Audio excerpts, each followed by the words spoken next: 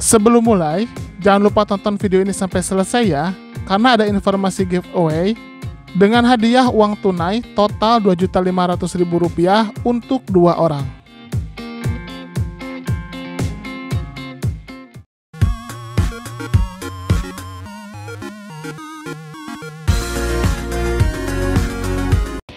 Hai guys, ketemu lagi di channel NDW Lovers. Sesuai dengan yang sudah saya sampaikan, kemarin kan bahasannya tentang pertarungan Deppa dengan Shinki. Nah, sekarang kita akan bahas tentang sosok dokter yang jadi biang keladi kudeta Iwagakure. Dan ternyata dia juga bekerja di bawah perusahaan Victor. Bagaimana ceritanya? Kali ini kita akan bahas. Tapi sebelum lanjut, jangan lupa untuk klik tombol subscribe bagi yang belum subscribe, dan klik tombol like serta share video ini di semua sosmed teman-teman. Oke, kita akan bahas sekarang. Let's check it out.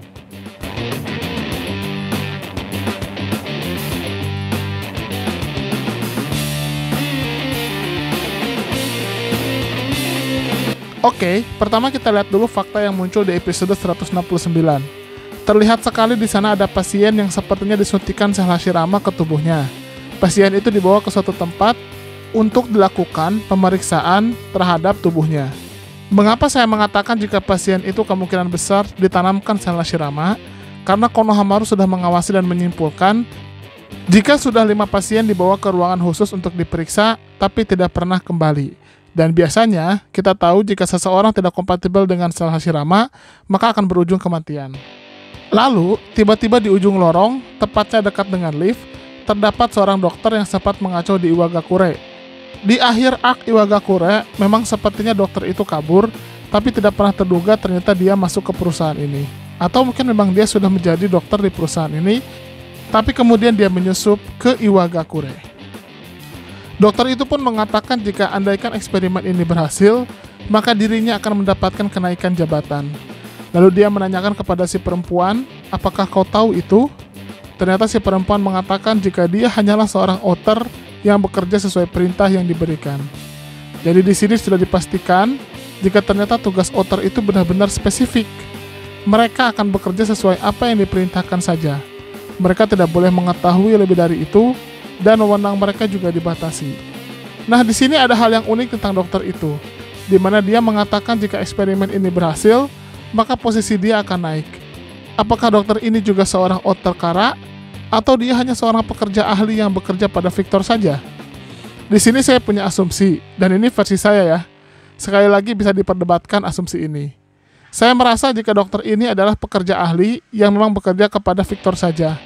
Dan mungkin dia bukanlah seorang outer atau punya hubungan resmi dengan Kara, lebih kepada hubungan profesional terhadap Victor saja. Mengapa seperti itu? Karena jika dia seorang outer, maka untuk apa si wanita itu menjelaskan fungsi seorang outer kepada si dokter? Tentunya, itu bukan hal penting, karena si dokter pasti sudah tahu tugas outer Kara.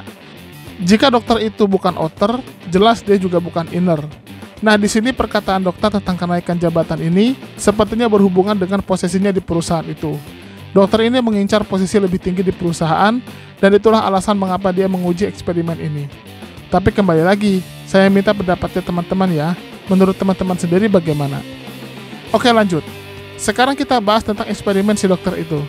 Kita tahu kan sebenarnya si dokter ini sudah menciptakan cloning dan akuta di Iwagakure. Cloningnya yang bernama Ku dan juga teman-temannya ini didasarkan pada kemampuan dari Onoki dan menggunakan DNA dari Onoki. Dan ternyata semuanya terbuat dari bahan utama yang sangat langka, yaitu Zetsu putih. Jadi simpelnya, dengan menanamkan sel Zetsu putih dan ditambah dengan DNA seorang ninja, maka kekuatan cloning akan sama dengan tubuh aslinya. Hanya saja di sini terlihat cloning dan akuta itu masih belum sempurna karena mereka ternyata memiliki batasan waktu.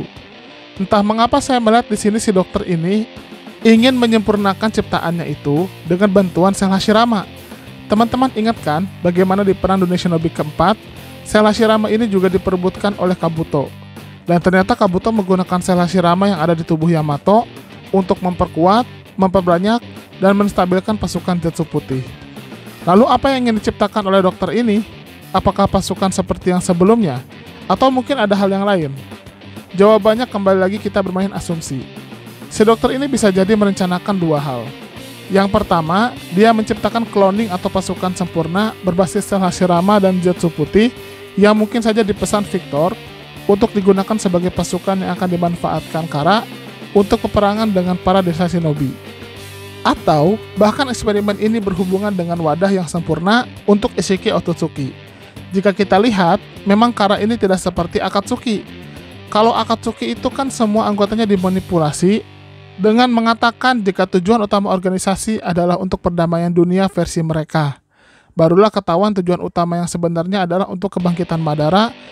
Lalu kemudian terungkap juga jika itu merupakan bagian dari rencana besar untuk membangkitkan Kaguya. Kalau di Kara, tujuan utama sudah jelas. Jika Ishiki harus bangkit di tubuh yang sempurna, karena itulah dia membentuk Kara. Tubuh sebelumnya dari Ishiki yaitu Jigen, jelas tidak akan kuat menahan kekuatan Ishiki. Dan sepertinya di anime ini akan mengungkapkan tahapan bagaimana Kawaki bisa jadi wadah yang sempurna untuk Ishiki. Dan mungkin saja di sini si dokter ini yang menjalankan uji coba kepada banyak orang dengan menanamkan sel Hashirama yang dicampur dengan sel Zetsu putih dan mencari siapa yang bisa menahan efeknya. Lalu kemudian terungkaplah jika Kawaki orangnya. Jika asumsi saya ini benar, maka ini akan jadi jembatan yang sempurna untuk menjelaskan bagaimana Kawaki bisa jadi tubuh sempurna bagi Ishiki.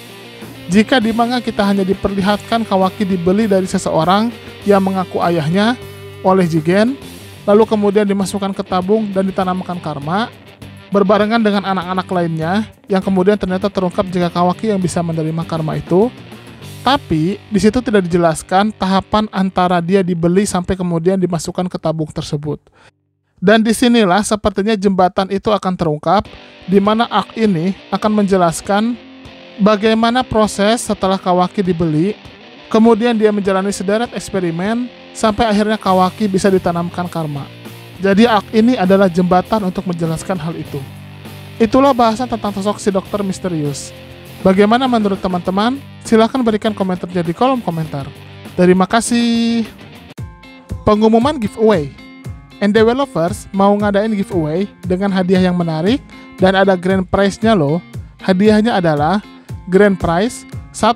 Uang tunai total Rp2.500.000 untuk 2 orang pemenang, di mana masing-masing mendapatkan Rp1.250.000 yang diundi setelah channel ini mencapai 350.000 subscriber. Yang kedua, uang tunai total Rp2 juta untuk 2 orang pemenang, masing-masing mendapatkan Rp1 juta yang akan diundi setelah channel ini mencapai 300.000 subscriber. Dan 3, uang tunai total Rp1 juta untuk 2 orang pemenang, masing-masing mendapatkan Rp500.000 yang diundi setelah channel ini mencapai 250.000 subscriber. Selain itu, ada juga hadiah bulanan, yaitu voucher Google Play masing-masing senilai Rp50.000 untuk 2 orang pemenang yang diundi setiap minggu kedua dan minggu keempat setiap bulannya. Cara dapetinnya sangat mudah loh. Yang pertama, subscribe dan share channel Endeavor ke semua sosmed dan kerabat teman-teman, minimal tag ke 5 temannya. Yang kedua, teman-teman komentar pakai hashtag giveaway Endeavor di video mana saja yang tayang. Isi komentar sangat menentukan, jadi usahakan komentar yang berhubungan dengan topik bahasan dan bukan spam atau hanya komentar berupa hashtag plus alamat IG saja. Yang ketiga, wajib sertakan nama akun Instagram teman-teman di setiap komentar untuk menghindari penipuan pemenang. Yang sudah mendapatkan hadiah voucher Google Play tetap memiliki kesempatan untuk menang salah satu dari 3 hadiah grand prize, sehingga tidak usah khawatir tidak akan dapat hadiah grand prize. Kecuali jika sudah mendapatkan salah satu hadiah grand prize, maka tidak berhak lagi mendapatkan hadiah lainnya. Pengumuman pemenang di kolom komunitas dan Instagram resmi Endeavor Lovers. Udah itu aja. Bebas mau komentarnya apa saja dan mau di video mana saja, tapi semakin sering berkomentar di setiap video yang tayang dengan hashtag dan juga dengan alamat IG disertakan, maka kesempatannya akan semakin besar. Semangat ikut giveaway!